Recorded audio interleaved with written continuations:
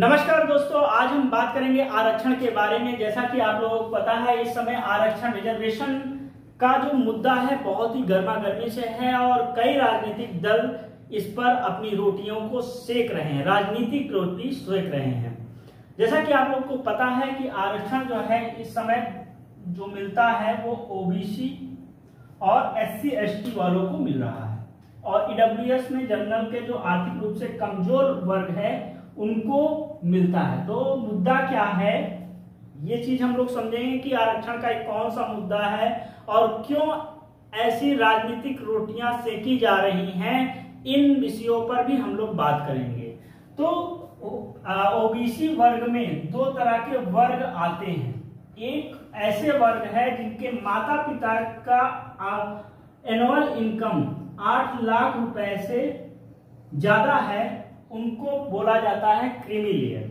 ठीक है, यानी इनको आरक्षण नहीं दिया जाता और एक सामान्य होते हैं ओबीसी, उनको आरक्षण दिया जाता है। ठीक यही बात, मतलब ये अभी मिल रहा है इस समय पर। ये क्रीमी लेयर वाले हैं और क्रीमी लेयर वालों को आरक्षण की सुविधा नहीं दिया जा रहा है, इनको यूआर की तरह ट्रीट किया जा रहा है।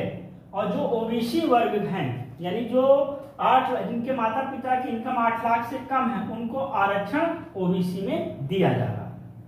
अब बात यह है कि यही बात SC/ST वालों में लागू करने के लिए सुप्रीम कोर्ट ने, लागू करने के लिए नहीं, ध्यान दीजिएगा बात को, लागू करने के लिए नहीं, उन्होंने सुप्रीम कोर्ट ने ये आदेश दिया है कि इसमें भी इस बात को ध्यान देना चाहिए सरकार को। अभी ऐसा कुछ भी नहीं है कि लागू ही होगा, यानी इसमें भी दो कैटेगरी में डिवाइड किया जाए। एक हमारा वो लोग जिनके माता पिता की एनुअल इनकम 8 लाख से ऊपर हो, उनको क्रीमी लेयर कर दिया जाए, यानी उनको आरक्षण का लाभ ना मिले और उनको यूआर बना दिया जाए। ठीक है, जिससे होगा क्या कि जो हमारे यहाँ पर कैंडिडेट बचे हुए हैं, जो अभी जिनका विकास, मतलब जो आर्थिक रूप से अभी संपन्न नहीं है, उनको दिया जाए आरक्षण का लाभ, सही तरीके से मिल सके।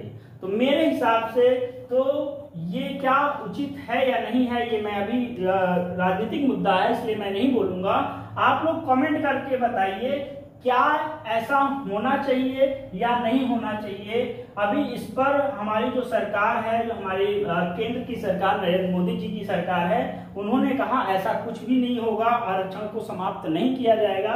वैसे भी यहाँ पर आरक्षण को समाप्त नहीं किया जा रहा है, केवल उन लोगों को लाभ देने की बात की जा रही है जो अभी लाभ से वंचित हैं। जैसा कि आप लोग जानते हैं कि गांव में जब कॉलोनियां आती हैं तो कहा जाता है ना कि ऐसे लोगों को कॉलोनियां मिल रही हैं जिनके पास ऑलरेडी मकान हैं, और उन लोगों को लाभ नहीं मिल पा रहा है जिनके पास पक्के मकान नहीं है। ठीक उसी तरह यहाँ पर भी हमारे सुप्रीम कोर्ट ने, माननीय जज ने ये बात कही, ये संज्ञान में लेने के लिए कहा सरकार को कि ऐसा अगर कर दिया जाए तो हमारे उन लोगों को भी लाभ मिल जाएगा जिनको इनको वास्तव में जरूरत है। ठीक है, क्योंकि जब संविधान को लिखा गया तो उस समय इनको आरक्षण इसी उद्देश्य में दिया गया कि ये भी थोड़ा सा सामाजिक स्तर में हम लोग जो ब्राह्मण लोग हैं उनके बराबर आ सके। लेकिन क्या अभी 76 साल 78 साल लगभग आजादी तो हो चुके हैं, क्या 78 साल में ये लोग अभी उभर नहीं पाए हैं? ऐसा मैं नहीं कह रहा हूं, ये कोई राजनीतिक मुद्दा में मैं पढ़ना नहीं चाह रहा हूं, लेकिन आप लोग कमेंट करके बताइए क्या ये करना उचित रहेगा या नहीं रहेगा। अगर उचित रहेगा तो क्यों, और नहीं रहेगा तब भी क्यों, इन पर आप विचार करिएगा। इससे क्या होगा कि जो अभी SC/ST वर्ग सामाजिक स्तर से अभी निम्न लेवल में है, वो भी उस लेवल में पहुंच जाएंगे। इस वजह से ऐसा उन्होंने शायद कहा। आप लोग कमेंट सेक्शन में इसके बारे में बताइएगा और फिर नए अपडेट के लिए हम फिर आपसे मिलेंगे। तब तक के लिए धन्यवाद। जय हिंद, जय भारत।